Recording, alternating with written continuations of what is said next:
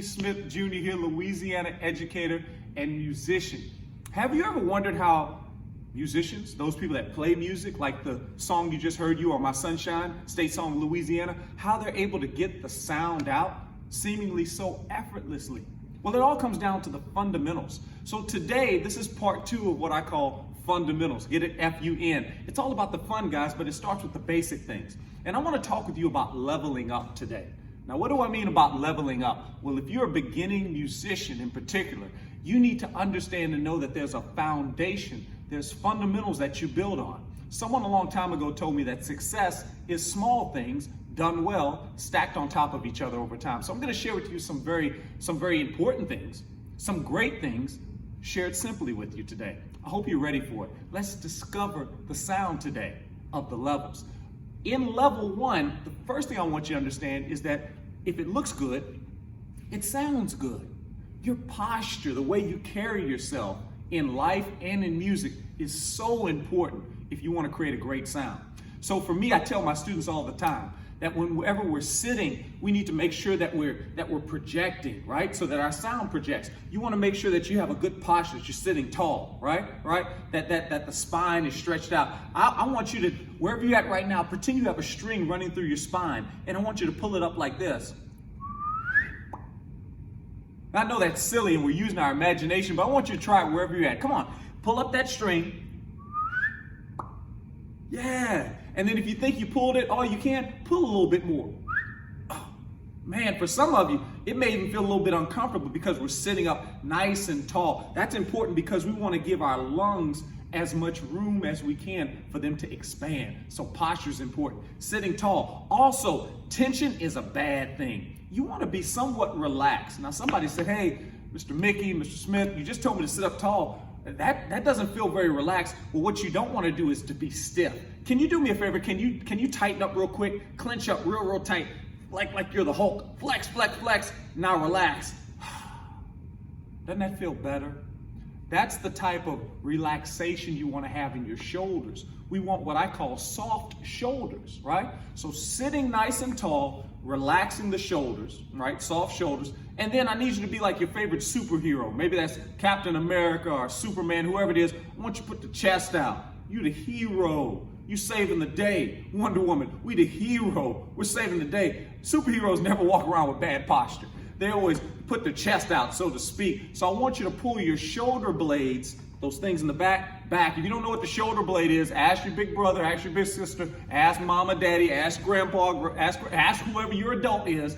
My shoulder blades, and pull those shoulder blades back because it's going to put your chest out. Why? Because we're trying to expand this lung capacity, the area in which we can fill our lungs up with air, because lungs are the things that hold the fuel. What's our fuel for playing a wind instrument?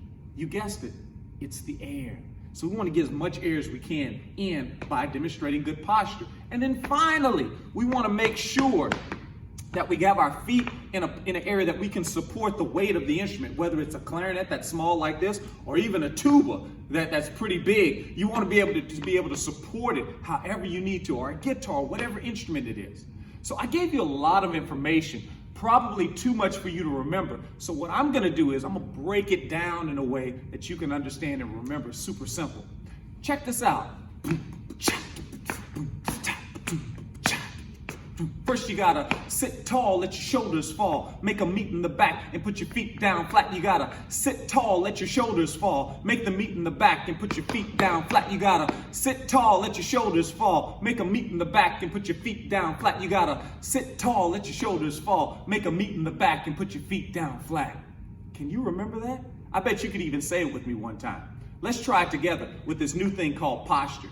Watch, here we go. You say it with me. First, you gotta sit tall, let your shoulders fall, make them meet in the back and put your feet down flat. You gotta sit tall, let your shoulders fall, make them meet in the back and put your feet down flat. Once you've done that, then you've taken your first step toward demonstrating good posture. Why is all that important? Because we have to have all this right so that we can do things like toe tapping correctly. Somebody said, why do we have to toe tap? Because if you play in a band or an ensemble or a choir of any sort, any type of musical group, usually there's a conductor, there's a director. And that director is going to have a series of hand gestures where they move their hand up and down. And those hand gestures are usually counts. If you look back at our video prior to this, where we talk about the houses, we talk about the measures, you understood that every beat, every boom, every room has a number. So when we're conducting as band directors or orchestra directors or choir directors or ensemble directors, our hand motions tell us something. They say 1, 2, 3, 4. Now I'm going to show you that again. 1 is the downbeat where we go straight up and down. 2 is when we come in. 3 is when we come out. And 4 is when we come back up. Watch this. I'll show it to you in a little bit simplistic way. Watch this. 1 is down. When we come in, that's 2. Coming back out, that's 3. And then going back up, that's 4. Somebody said, man, Mickey, that looks crazy. Well, watch this. We're going to make it color-coded. 1 is down. And think about a karate chop like on a movie. Wah! Right? My man breaks the bricks. Wah! So right there, that's our beat. 1. Downbeat is 1. When we go in, that's 2. Well, when we come back out, that's 3. And then going back up is 4. Let's see if you can follow it with me. Ready? And 1, 2, 3, 4. 1, 2, 3, 4. And then on the other hand, it even mirrors it. 1, 2, 3, 4. So if I did it together, 1 going in, 2 going out, 3, 4, 1. Now, why is that so important? Watch, follow me over here. It's super, super important because whenever we're conducting, our band director, our choir director, our orchestra director, our music ensemble director, it's like they're moving our feet. Watch this. 1 up, 2 up, 3 up, 4. 1, 2 up, 3 up, 4. 1. So the goal should be for your director to be able to move everybody's feet almost magically. Sometimes with my students, I play a little game and I make sure that they're watching because you gotta watch. Of course, we have to have posture, but you gotta watch. Watch this. 1 up, 2 up, 3 up, 4 up, 1 up, 2 up, 3 up, 4 up, 1. We play a little game out of it to see who can stay with Mr. Smith. Super important that a group of people, that we don't have noise, but we have music that's together. We're better together when we band together. So your ability to watch and your friend's ability to watch the director is so important because it brings our sounds together to where it creates music and not noise. So that's what we have to do. Got to have the posture, got to make sure we're watching, got to tap those toes. And I like to start my group off by saying 1 up, 2 up, 3 up, and then we breathe in and we breathe out together. So I'm going to ask you the question. We already know air is the fuel, but the question is, how do you breathe? The answer is, how do? That's kind of weird. I'll say it again. The question is, how do you breathe? The answer is, how do?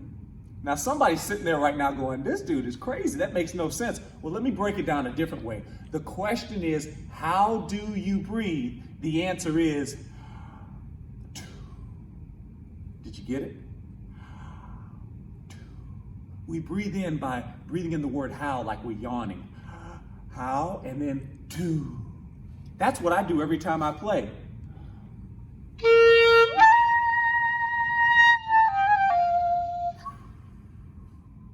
How do.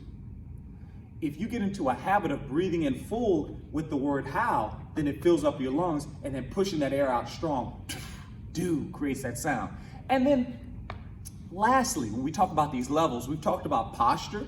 We've talked about the importance of watching. You got to watch. We talked about toe tapping. We talked about breathing in, how. We talked about breathing out, do. Now I want to talk about the game face. See, sports, we big on sports down in Louisiana. Football, basketball, and when you see them come out, they usually got the game face. Whether it's the guys, the girls, they look serious. They got the game face. They got the game face. And in band, we got to have our game face, but I call it a band face. Now, are you ready for the band face? Band face looks a little bit different in band. Watch this. Here's the band face. You wasn't ready for that. So I said, that's a crazy face. I'm gonna show you again. Band face. What do you mean? Well, in band, every instrument, except for two, every instrument, well, three technically, every instrument is a couple things. It's corners in, and pretend you just ate the sourest thing you can think of. Some sour straws dipped in pickle juice. Yuck. Got the sour face. Ew, ew. Can you say it with me? Say ew, right? Corners in. If you say ooh, you feel the muscles on the side of your face. They almost like where you're making dimples. Ew. And then corners in, and then flat chin, right? If you do that, that's what we do for anything like a clarinet, corners in, flat chin. A saxophone is corners in, flat chin. A brass instrument, when we're buzzing it, is corners in, flat chin.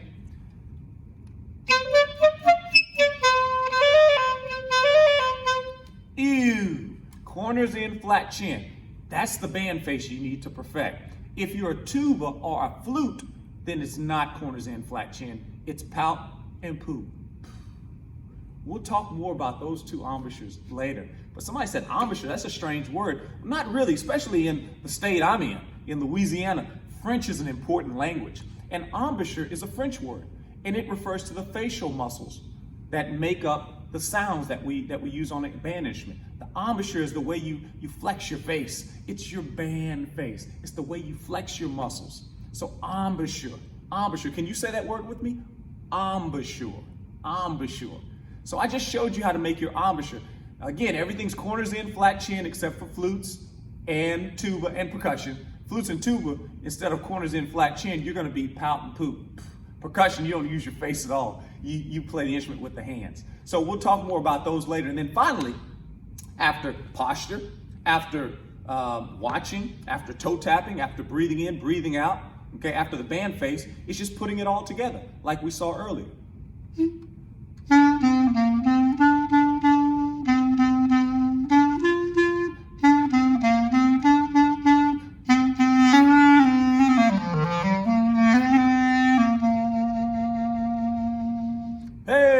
Hey guys, until next time, I want you to follow me, stay with me on social media, stay connected with me guys. Let's grow to the next level.